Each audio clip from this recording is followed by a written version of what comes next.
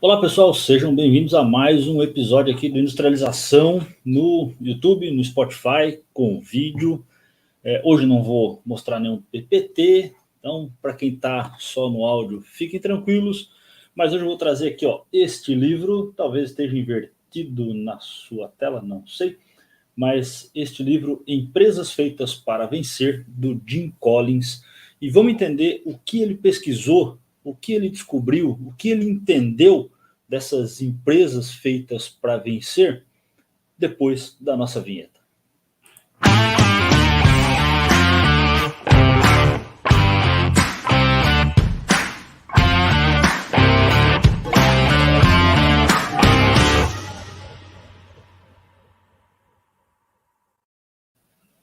É isso aí, pessoal. O Jim Collins, ele é um pesquisador, professor, né? Teve um trabalho incrível pesquisando e analisando muitas empresas. Nesse livro, uma das partes que eu gosto muito desse livro é a parte dos agradecimentos, né? Onde ele coloca aqui que foram 15 mil horas de trabalho em análise, e aí quem gosta de análise, pesquisa acadêmica, né, como eu gosto, a gente sabe o quanto toma de tempo analisar informações, dados e tal, tá? Então, ele agradece e nomeia todas as pessoas aqui que trabalharam nesse livro, tá? Então, é um trabalho de 15 mil horas, é um livro aí de 300 e tantas páginas, tem bastante índice remissivo, tem vários apêndices com muita informação da pesquisa, tá? Tem todo o detalhamento da pesquisa de cada capítulo lá nas notas, tá? Mas são mais de 350 páginas, muitos dados nos apêndices. Então, é um livro muito legal, um livro muito bacana para quem quer, né, se aprofundar um pouquinho na questão de gestão estratégica. Então, tem muito material sobre gestão estratégica, tá? E o livro, eu não vou fazer um episódio muito longo aqui, né? Já percebi que vocês gostam de episódios mais curtos, então eu vou resumir bastante o livro, trazer alguns pontos que eu acho muito interessantes, que são coisas que eu vejo no dia a dia, que eu passo no dia a dia, que eu tenho trabalhado no meu dia a dia, tá? E aí assim, que o livro me mostrou, né, que eu aprendi com esse livro, passei a aplicar algumas coisas e até algumas relações, né, com a vida real, porque livro às vezes a gente pensa que livro está num patamar muito alto, assim, é interessante, tá? E ele tem algumas coisas que choca um pouco, né? Faz a gente pensar um pouquinho quando é interessante aplicar ou não, tá? Mas basicamente o livro tem 9 capítulos, tá? Principais. O primeiro é uma provocação bem interessante. O bom é inimigo do ótimo. E a gente vive falando, né? O ótimo é inimigo do bom. Porque se a gente fica buscando o ótimo, a gente não faz o bom. O problema aqui que ele fala, né? Bom, eu vou falar todos os capítulos aqui, depois a gente vai falando sobre alguns. Não vou falar de todos os capítulos, tá? Mas essa é uma provocação, né? O bom é inimigo do ótimo. Então o problema é, quando a gente atinge o bom, a gente para de perseguir o ótimo. E isso é ruim. Então a gente acha que a média, né, está bom, então a gente para de perseguir o ótimo, parte para uma outra coisa, parte para um outro, né, as empresas partem para um outro ramo de negócio, querem expandir sem ser ótimas em algumas coisas que ela precisa. A liderança nível 5, ele trabalha vários níveis de liderança e mostra o que tem que acontecer nessa liderança nível 5. Primeiro quem, depois o que, ele ensina aqui a definir, né, papéis e responsabilidades no nível lá estratégico, né, para algumas coisas, tem bastante insight interessante. Enfrente a verdade nua e crua, mas nunca perca a fé. Isso aqui tem um paradoxo interessante, né? De ter fé, mas também ter um pé na realidade. Vou falar um pouquinho disso aqui para vocês. conceito do porco-espinho também é bem legal, acho que eu vou falar um pouquinho no vídeo. Cultura da disciplina, né? Isso aqui a gente já falou aqui no canal, 5S na veia, né? E o finalzinho do 5S, que é ter disciplina para manter todos os outros S's. Quem nunca viu, vai lá nos episódios sobre Lean, vai lá nos episódios nossos do ano Lean, lá de 2022, onde a gente falou bastante de como a gente aplica o 5S na vida, né? Para conseguir ter algumas coisas. Aceleradores tecnológicos, fala bastante tecnologia. Se vocês quiserem, eu faço um episódio falando só dessa questão dos aceleradores tecnológicos. Tá? Eu não vou falar dos aceleradores tecnológicos nesse vídeo. Se vocês quiserem, comenta aí, né, no Spotify, no YouTube. Eu faço um episódio só falando da questão de tecnologia. Né? Quem nos acompanha aqui sabe que a gente trabalha com tecnologia, trabalha implementando aí soluções tecnológicas para planejamento, para gestão industrial, né, custos. Então, fala aí se vocês querem que a gente fale um pouquinho mais sobre essa questão. Eu, particularmente, tenho estudado aí nos últimos 5, 7 anos, mais ou menos, bastante sobre transformação digital, né, entendendo um pouquinho disso, tá? Então, fala aí, eu falo um pouco sobre isso num episódio que dá tranquilamente um episódio só sobre isso. Né? O volante do circuito, o volante e o circuito da destruição, esse também é bem interessante, mas não vou falar nesse vídeo. E de feitas para vencer a feitas para durar. Né? Então, elas primeiro vencem o período mais difícil e aí elas têm um ponto de ruptura ali, né? Onde as empresas passam, aí sim a gente tem essas empresas que passam daqueles 30 anos, 40 anos, né? Que é mais ou menos o ciclo de uma grande empresa que a gente já viu lá no livro do Abílio Diniz, para quem não viu ainda os nossos episódios lá, né? Estão lá. Então, falei já um pouquinho dos agradecimentos, né? Ele fala que nomeia todas as pessoas que participaram desse trabalho, né, falando que eles estabeleceram metas para si mesmos em termos de qualidade. Isso fez com que o livro tivesse um padrão extremamente alto de qualidade das informações, da escrita, né? Então, realmente é um volume enorme aqui de pessoas. Eu não sei quantas pessoas foram, não me lembro de ter citado aqui no livro, tá? Eu li esse livro, acho que ali, quando eu estava no MBA, eu assinava HSM Management, e aí eu ganhei esse livro numa promoção da HSM, ele é da editora HSM, né? E aí eu li naquela época, faz bastante tempo, mas tem algumas anotações aqui que eu fiz na época e relembrando, resolvi trazer aqui no episódio para vocês. Tá? Então, o primeiro livro ele fala, né, o bom inimigo do ótimo, e essa é uma das razões para explicar por que existem tão poucas coisas que se tornam excelentes. Né?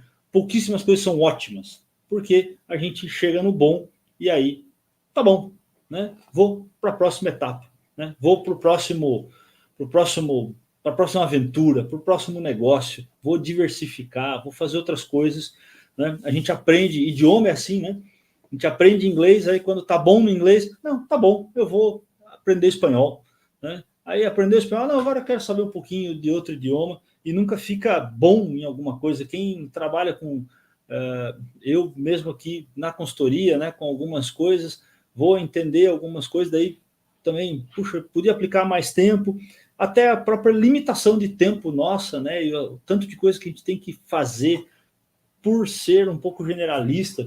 E aí, isso não é ruim, tá, gente? Lá no livro de análise de negócio como serviço, né, a gente fala do profissional em T, né? Você tem que ser generalista no T e depois ter alguma área de profundidade ali, alguma área de especialidade. E quem trabalha em consultoria sabe o quanto é importante ter essa visão generalista além da sua área de especialidade, né? Mas isso causa às vezes uma certa ansiedade, né, na gente de querer fazer alguma coisa ótima e pensar como fazer. E ele dá alguns insights ali de como as empresas podem cuidar, muitas vezes, focando negócios.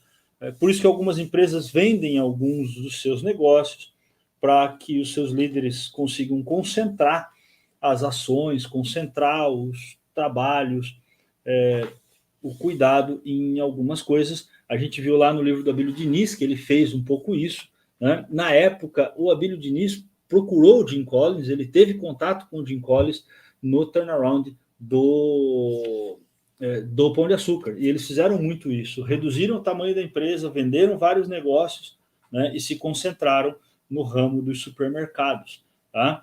Então, ele discorre bastante coisa aqui nesse livro, e ele fala aqui, né, que a pesquisa durou 5 anos e rendeu muitos insights, né? Vários deles surpreendentes, diferentes do senso comum, tá? No entanto, ele fala, a gente pode destacar uma conclusão, né? Acreditamos que toda organização pode melhorar substancialmente a sua posição e seu desempenho, e talvez até alcançar a excelência, se aplicar se aplicar de forma consciente o conjunto articulado de ideias que revelamos nesse estudo, tá? Nesse estudo, justamente, e aí falando aqui, né, de tentar fazer algumas coisas ótimas, né? Uma das coisas que ele aplica aqui é o cálculo, né, de retorno de investimento, tá?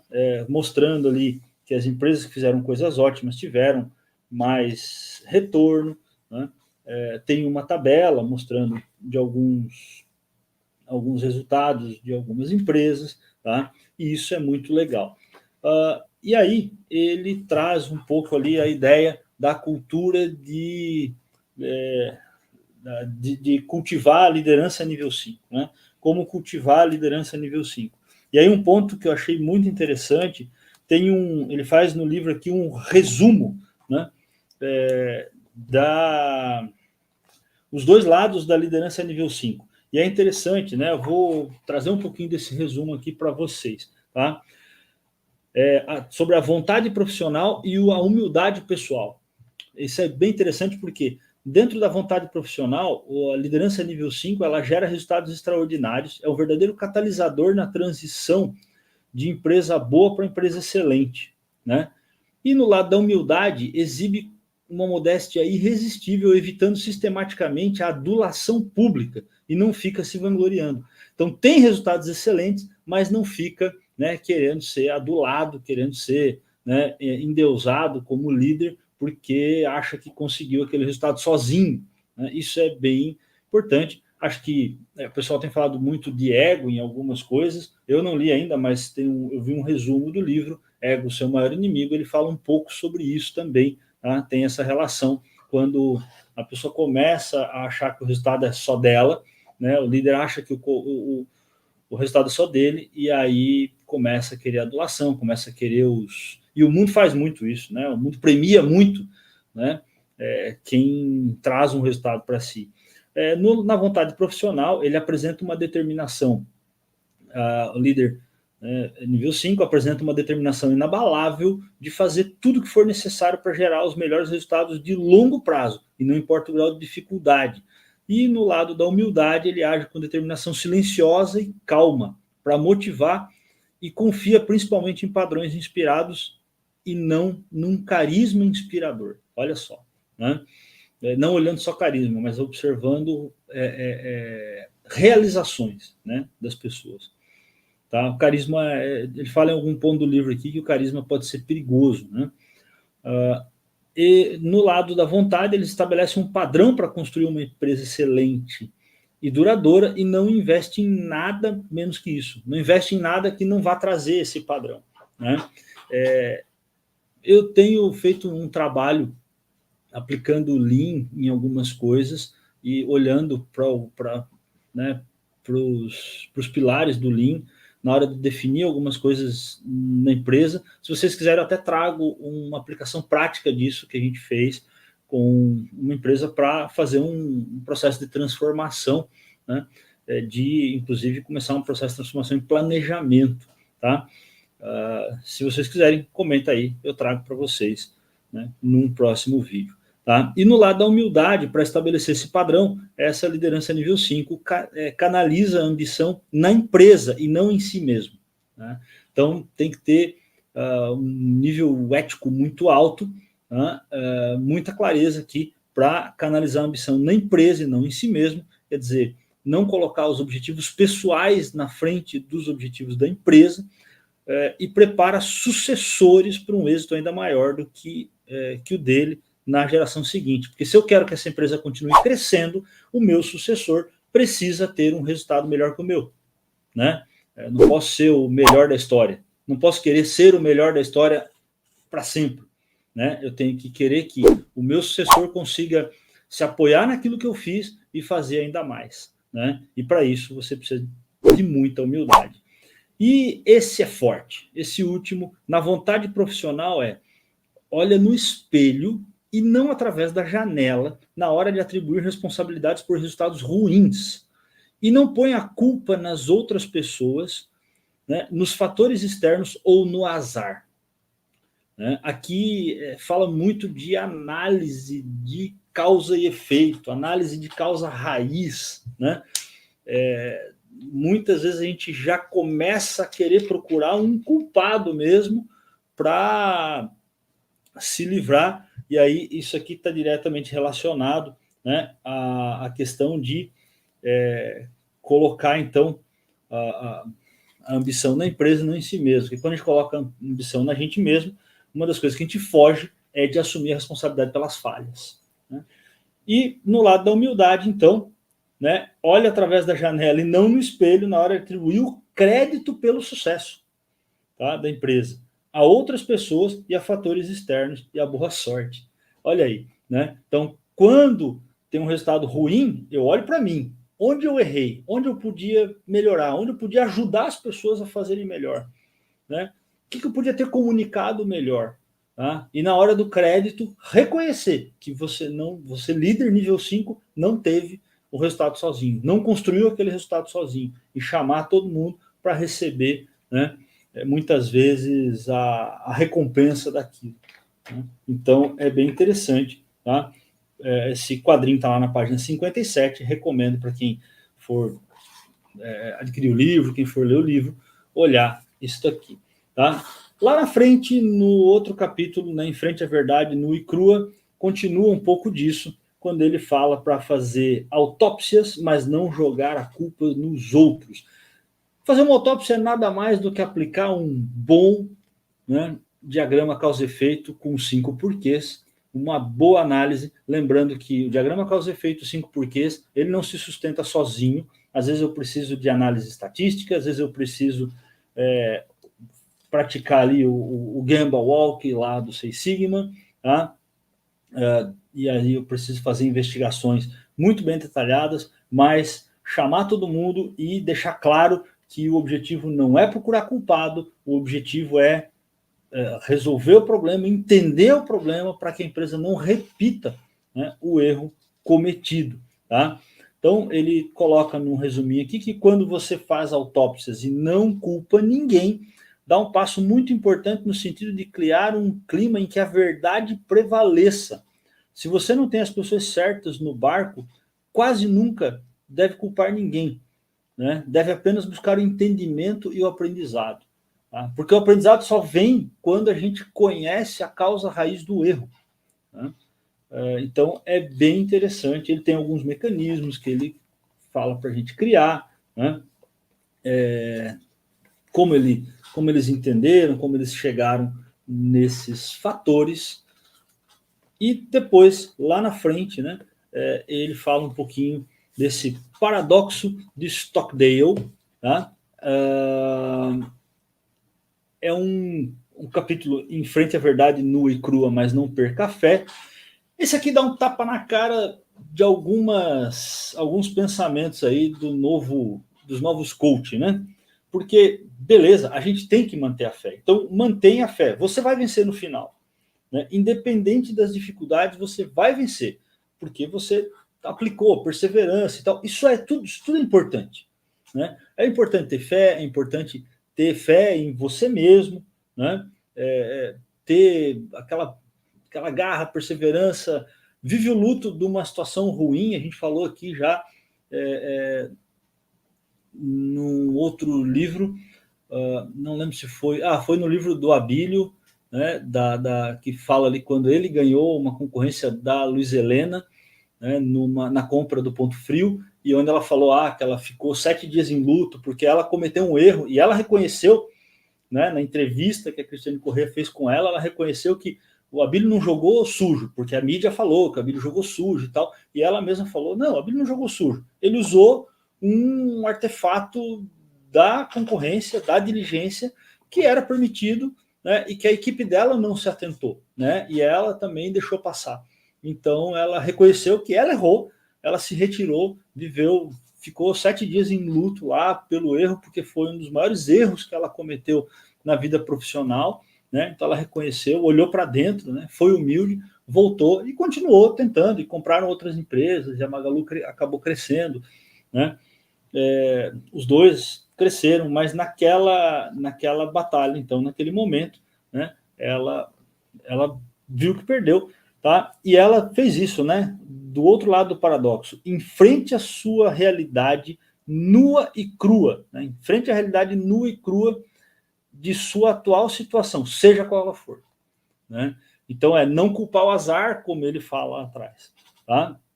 E aqui no paradoxo ao mesmo tempo, você tem que ter fé que vai vencer, sabe que vai continuar, mas enfrente a realidade. E aí faça o que tem que ser feito para superar, né? Se você precisa estudar mais, fazer uma terapia, uma análise psiquiátrica, porque às vezes você tem barreiras suas que te impedem de fazer algumas coisas que exigem mais inteligência emocional, tá? Então é bem interessante, ele fala um pouco de cada coisa nesse capítulo, eu gosto bastante. E por último, para o vídeo não ficar longo, né? Lá na Cultura da Disciplina, esse capítulo Cultura da Disciplina dá para fazer um episódio longo só falando dele, né? Mas a gente já falou aqui de disciplina, o quanto a gente, né, luta para ter disciplina com algumas coisas, e esse aqui é um tapa na cara aqui de algumas coisas que a gente não faz direito, tá? Todo mundo tem uma lista de coisas para fazer, tem, né? Eu tenho, você tem, toda empresa tem uma lista de coisas que ela quer fazer, né? E aqui ele fala muito mais para a empresa, mas a gente pode trazer para a nossa vida, né? Mas a gente não tem, né, e deveria ter uma lista de coisas para deixar de fazer. As empresas também têm que ter uma lista de coisas para deixar de fazer. Você tem que ter uma lista de coisas para deixar de fazer, né? Eu não tenho uma lista, mas ao longo dos anos, né, eu tive lá no passado alguns problemas de saúde. Quando eu estava com 29 anos, eu tive um problema grave de saúde, né? E aí eu comecei a deixar de fazer algumas coisas para poder fazer outras. E no meio desse caminho falhei algumas vezes, quando me colocava em uma carga muito forte ali de estudo e trabalho, que foram importantes, senão eu não tinha concluído algumas etapas de estudo que eu consegui, mas eu percebia que, né, a saúde voltava a ficar frágil, e tive, né, novamente ali, depois em 2010 eu tive um outro quadro ruim, em 2016 eu tive de novo um problema de saúde, em 2018 que foi um susto um pouco maior, e aí eu intensifiquei em 2018 essa lista de coisas para deixar de fazer e algumas coisas para deixar de comer, né? Posso falar um pouquinho, se vocês quiserem que eu conte um pouco dessa minha jornada, né, de algumas mudanças, o que eu já consegui mudar e o que eu ainda preciso mudar. Não é fácil, mas a gente não pode parar de tentar. Eu trago aqui no vídeo para vocês, faço um vídeo só falando sobre isso, se vocês tiverem curiosidade de saber. Legal? Então ele fala aqui de algumas coisas que a gente precisa, a gente tem tanta coisa que a gente quer fazer, e aí a gente tem lá uma to-do list, né? Uma lista de coisas que eu quero fazer, realizar e tal, mas a gente leva uma vida tão indisciplinada que a gente não consegue realizar as coisas da lista a fazer, né? Só que se você colocar uma lista de coisas para não fazer, né, você começa a não fazer as coisas daquela lista e, consequentemente, vai sobrar tempo, vai sobrar recurso, vai sobrar dinheiro para fazer as coisas da sua lista a fazer lá da to-do list, né? Aqui ele fala para a empresa, mas isso serve um pouquinho para a gente também. Tem um quadrinho de resumo aqui, onde ele fala o seguinte, né? Em uma transição de empresa boa para empresa excelente, O orçamento é uma regra para decidir quais áreas devem receber recursos e quais não devem ser custeadas de maneira alguma.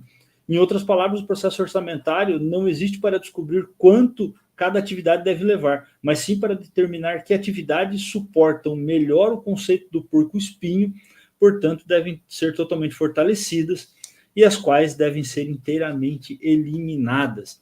Essa ideia do porco-espinho é interessante, né? Ele fala aqui que a empresa, como o porco-espinho, ela tem que ter uma ideia de sobrevivência muito forte, né?